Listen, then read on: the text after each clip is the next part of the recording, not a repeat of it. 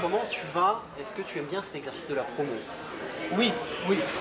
En fait, l'exercice de la promo me plaît de plus en plus avec le temps. Peut-être parce que je sais plus que je sais un peu plus ce que je raconte. D'accord, parce que l'époque de tes premiers albums, Non, les premières fois sont plutôt plaisantes parce que on a l'impression qu'on on est arrivé de ça toute sa vie et que tout d'un coup, il y a enfin quelqu'un qui s'intéresse à ce qu'on fait. C'est plutôt par la suite que ça devient compliqué. On a l'impression que le métier se rapproche plus de celui d'un politicien que celui d'un chanteur, parce qu'il faut mesurer ses paroles, ses propos, parce qu'ils peuvent être mal interprétés, mal perçus, et que, voilà, que tout d'un coup on rentre dans un truc où on devient plus cérébral que spontané et honnête et naturel dans ses réponses, parce qu'on pense trop à la perception que les autres vont avoir de nous. Là, ça devient compliqué. est-ce que tu avais une petite angoisse pour dire est-ce que les médias vont avoir envie que je parle de moi, de mon album? Est-ce qu'on a des appréhensions par rapport à ça? Encore une Sur fois, les attentes. et alors ça croît avec le temps, avec l'expérience et avec la longévité, j'ai envie de dire. Plus on dure dans ce métier, et en tout cas moi, plus je dure dans le métier, et plus je me rends compte de la fragilité de cet intérêt que les médias peuvent nous porter, artistes, puisqu'on ne contrôle pas les raisons et les facteurs qui interviennent pour que 1, 2, 3, tous les médias tout d'un coup s'intéressent à ce qu'on fait. Ouais, bien sûr. Donc comme ça nous échappe complètement, et comme ça nous échappe, mais qu'on est quand même assez tributaire de cet intérêt-là, ouais, à chaque sortie d'album, moi en tout cas, je sais que ça me fait flipper de savoir si les médias vont s'y intéresser, puisque ça reste quand même pour moi, parce que j'ai une certaine notoriété, ça reste pour moi la fenêtre. J'ai envie de m'affranchir de cette espèce de voile comme ça, que j'ai l'impression qu'il y a eu entre moi et les autres, le public ou les médias, où on savait qu'il y avait une histoire très lourde, mais on ne savait pas comment moi j'allais réellement gérer tout ça. Et sachant que j'étais prêt à parler de ça et à expliquer et à me réapproprier cette histoire, je me suis dit ouais, j'y vais, j'ai envie de parler, j'ai envie d'être, j'ai envie qu'il n'y ait plus ce filtre-là dans le que je suis. Oui, absolument, absolument. Alors, sérénité, absolument. Alors le détachement, j'ai déjà eu un certain détachement par rapport à mon histoire. Mais du coup, c'était un vrai détachement, c'était même une dissociation de moi, le corps et le moi, on va dire, émotionnel. Là, c'est vraiment plus une sérénité dans la mesure où je n'ai gardé que la tristesse, que le souvenir triste et le manque. Le manque que ce drame m'a causé. Mais je vis aujourd'hui un vrai bonheur avec ma famille, et c'est ce que j'explique souvent, c'est qu'il y a quelque chose qui s'est arrêté, que je pensais arrêter à jamais, et Si on qui est a au début repris. de l'album, c'est si tu avais su un peu que le meilleur de ta vie t'attendait en exil. C'est une belle intro quand même. Ouais, c'est une belle intro, voilà, ça explique bien où je suis, Ouais. justement. Le meilleur de ma vie, et l'exil, c'est quand même quitter chez soi, c'est se déraciner, c'est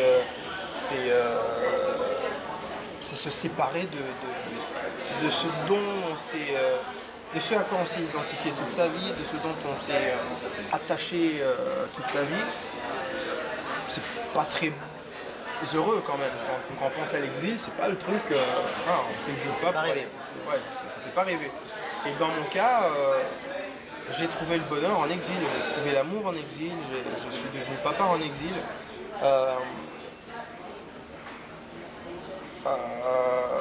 Assez que je ne sais plus si je suis en exil en fait.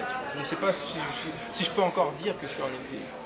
J'ai peut-être trouvé un nouveau chez moi, c'est peut-être ça ou un deuxième domicile, une deuxième maison. Quand on écoute l'album, on a l'impression que la vie, ce sont des cycles positifs, négatifs, et que là, tu es dans une spirale positive. Ouais, je suis dans une spirale positive et j'ai l'impression, j'ai la prétention d'avoir appris un ou deux trucs pour être heureux dans la vie. pense avoir saisi 2-3 petites clés qui permettent d'être bien avec soi-même. Il y a un titre qui parle de l'ego. Est-ce qu'il faut de l'ego pour réussir? Et toi, quels ont été tes garde-fous pour éviter d'attraper le melon que tu as peut-être eu à un moment donné? Alors ça, il faut de l'ego pour réussir. Dans certains cas, il faut même de l'ego. Si on parle plus musicalement de cet album, on dit plein de choses, qu'il est plus pop, plus reggae. Moi, je trouve plus riche instrumentalement, il y a plus de cœur, plus d'écho. C'est un album qui est plus en tout de ce que tu as déjà fait. Oui, c'est peut-être. Alors, c'est peut-être pour ça qu'il y a plus. Je pense que c'est peut-être une expression très appuyée, très soulignée de ce que j'ai découvert de moi, à savoir.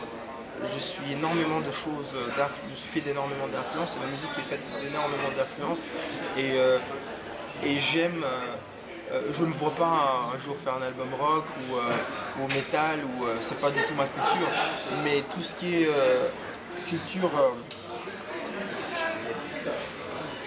afro-américaine, afro de manière générale, me parle énormément dans toutes ces déclinaisons.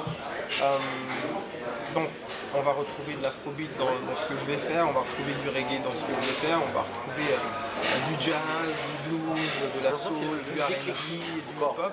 C'est probablement l'album le plus éclectique parce que je commence à assumer cette identité un peu fragmentée qui est la mienne. Parce que tu as demandé, tu reviens en Allemagne, c'est quoi le collège, lycée? Ouais, je reviens en Allemagne, c'est lycée, je suis dans un système belge, donc mes études secondaires, ensuite je suis allé au Canada, je suis allé en fac, je suis en communication. Licence, voilà, c'est licence, c'est exactement ça. Tu as fait une licence en communication? En communication. Et tu te gardes un souvenir particulier, tes copains à l'époque? J'étais tellement, je faisais tellement, la fac était mon hobby en fait. C'était pas du tout pour moi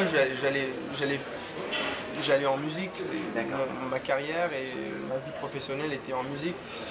J'allais à la fac pour faire plaisir les adultes qui m'avaient aidé jusque là et aussi pour me dire que j'avais envie de, je sais pas, que j'avais envie, et aussi c'était de la com, donc il y avait un lien quand même à faire avec. Tu as choisi la communication. J'ai choisi la com, donc j'ai pas choisi le génie que j'ai tenté pendant une semaine. Ça m'a tellement gonflé que j'y suis pas retourné. Et aussi parce que je pense sincèrement que c'est important de diversifier ses centres d'intérêt intellectuel et tout en faisant de la musique et en jouant dans les petits clubs à Montréal, je ressentais aussi le besoin de développer autre chose, un autre sens, un autre aspect de ce qui allait devenir ma vie professionnelle, à savoir, c'était un bon programme en plus parce qu'il y avait de la com, il y avait aussi des trucs très concrets dans le son, on apprenait la radio, on apprenait le médium de la télé, on apprenait une certaine forme d'écriture, écriture de scénario, des choses qui t'ont servi quand même. Des trucs qui m'ont servi et qui me serviront peut-être plus tard. Un conseil pour la jeune génération qui rêve à travers The Voice, les télécrochets, qui se disent j'ai envie de faire artiste, est-ce qu'il y a des petits garde-fous à avoir ou il faut suivre son instinct? Il faut surtout suivre son instinct, il n'y a pas d'autre formule. Il faut suivre son instinct, il faut se dire que ces télécrochets ne sont que des tremplins qui peuvent éventuellement faire en sorte que ce qu'on a à offrir puisse être vu par des millions de gens et apprécié à sa juste valeur par des millions de gens simultanément et que l'impact peut en être aussi d'autant plus fort, mais que ce qui est le plus important, c'est de se dire que ce qu'on porte en soi est assez. Même si on dit oui, il faudrait quand même ceci, cela, il faut être convaincu il faut être convaincu que l'essence de ce qu'on est, ce qu'on a à proposer comme être humain, comme artiste, est assez. Quel que soit le tremplin ou le manque du tremplin d'ailleurs. Et que dans certains cas ça prendra un an et qu'on peut exploser après un an. Dans d'autres ça peut prendre des années, Kings of Leon, je pense qu'ils en étaient à leur 5e album avant que ça explose. Ça. Voilà, ça arrive ça dans le métier. Il n'y a pas de formule, il n'y a pas de règle. La seule règle, c'est crois en toi, crois en qui tu es et surtout ne change pas.